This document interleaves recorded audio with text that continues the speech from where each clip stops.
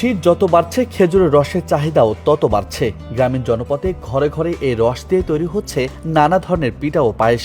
তাই তীব্র শীত উপেক্ষা করে খেজুরের রস সংগ্রহের জন্য সময় পার করছেন গাছেরা। সুস্বাদু এই রস আগুনে জাল দিয়ে বানানো হচ্ছে বিভিন্ন রকমের পাটালি ও লালি গুড়। ফলে কাজের চাপে দম নেওয়ার সময় পাচ্ছেন না গাছেরা। খেজুর ও রস বিক্রি করে আর্থিকভাবেও লাভবান হচ্ছেন গাছেরা প্রতিদিন বিকেলে খেজুর গাছের সাদা অংশে পরিষ্কার করে ছোট বড় কলসি বেঁধে রাখে রসের জন্য।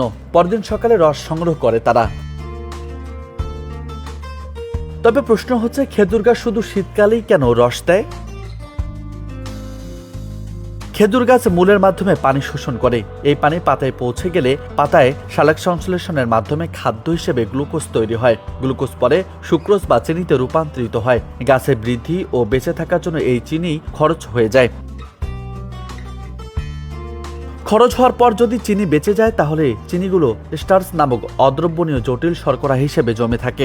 বর্ষাকালে মাটিতে প্রচুর পানি থাকে, তাই মূলের মাধ্যমে প্রচুর পানি শোষণ করে পাতায় প্রচুর খাদ্য তৈরি হয়। শীতকালে মাটিতে পানি কম থাকে, তাই পানির অভাবে পাতায় কম খাদ্য তৈরি হয়। শীতকালে স্বাভাবিক বৃদ্ধি বজায় রাখার জন্য খেজুর গাছ অতিরিক্ত খাদ্য মজুত করে রাখে।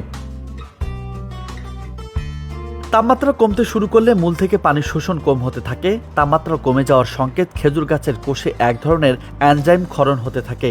এই এনজাইমের প্রভাবে জমে রাখা স্টার্চ ভেঙে আবার চিনিতে পরিণত হয়। মূল থেকে উঠে আসা পানির সাথে এই চিনি মিশে একটি মিষ্টি শরবত তৈরি হয়। এটাই হলো খেজুরের রস।